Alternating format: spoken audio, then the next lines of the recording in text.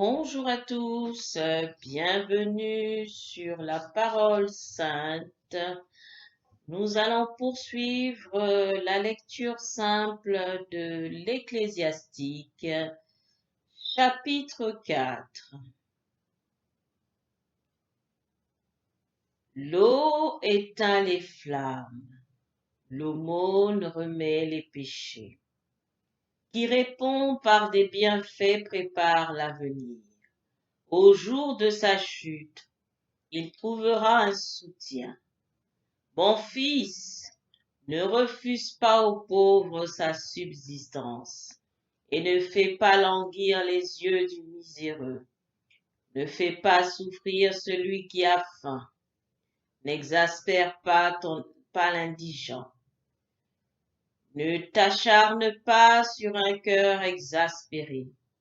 Ne fais pas languir après ton aumône le nécessiteux.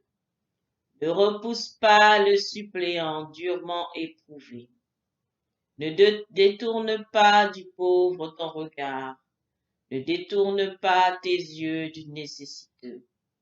Ne donne à personne l'occasion de te maudire. Si quelqu'un te maudit dans sa détresse, son Créateur exaucera son imprécation. Fais-toi aimer de la communauté. Devant un grand, baisse la tête. Prête l'oreille au pauvre et rends-lui son salut avec douceur. Délivre l'opprimé des mains de l'oppresseur. Ne sois pas lâche en rendant la justice. Sois pour les orphelins un père, et comme un mari pour leur mère. Et tu seras comme un fils du Très-Haut, qui t'aimera plus que ne fait ta mère. La sagesse élève ses enfants et prend soin de ceux qui la cherchent. Celui qui l'aime aime la vie. Ceux qui la cherchent dès le matin seront remplis de joie. Celui qui la possède héritera la gloire. Où il porte ses pas, le Seigneur le bénit. Ceux qui la servent rendent un culte au Seigneur, et ceux qui l'aiment sont aimés du Seigneur. Celui qui l'écoute juge les nations. Celui qui s'applique habite en sécurité. S'il se confie en elle, il aura en partage, et sa postérité en conservera la jouissance. Car elle peut le conduire d'abord sur un chemin sinueux, faisant venir sur lui crainte et tremblement, le tourmenter par sa discipline, jusqu'à ce qu'elle puisse lui faire confiance. L'éprouver par ses exigences, puis elle revient vers lui sur le droit chemin et le réjouit, et lui découvre ses secrets. S'il s'égare, elle l'abandonne et le laisse aller à sa perte.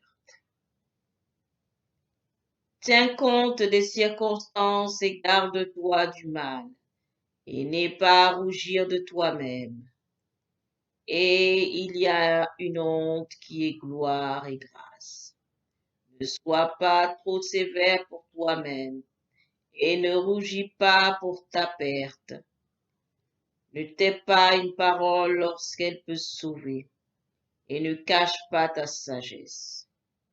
Car c'est au discours qu'on connaît la sagesse, et dans la parole que paraît l'instruction. Ne parle pas contre la vérité, mais rougis de ton ignorance. N'aie pas honte de confesser tes péchés. Ne t'oppose pas au courant du fleuve. Ne t'aplatis pas devant un sot. Ne sois pas partial en faveur du puissant. Jusqu'à la mort, lutte pour la vérité. Jusqu'à la mort, lutte pour la vérité. Le Seigneur Dieu combattra pour toi. Le Seigneur Dieu combattra pour toi. Ne sois pas hardi en parole, paresseux et lâche dans tes actes. Ne sois pas comme un lion à la maison et un poltron avec tes serviteurs. Que ta main ne soit pas tendue pour recevoir et fermée quand il s'agit de rendre.